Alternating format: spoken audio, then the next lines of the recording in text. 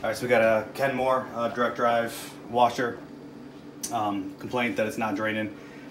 Thrown it into a couple tests here. It won't do anything right now because we found that the lid switch is bad here. Common repair. So we will go ahead and replace that. First thing, you gotta expose the two screws.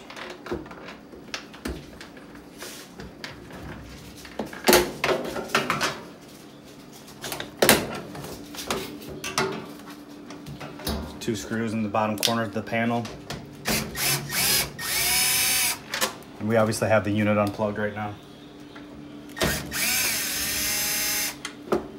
If these two screws are out, just kind of flip it up. We're gonna take these two little bracket pieces out. Just gotta take a heavy screwdriver. Kind of just pry out on it inside.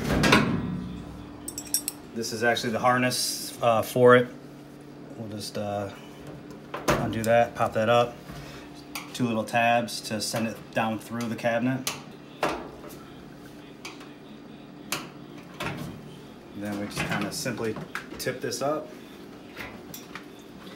The lid switch is going to be right in here. There's two screws that mount it here.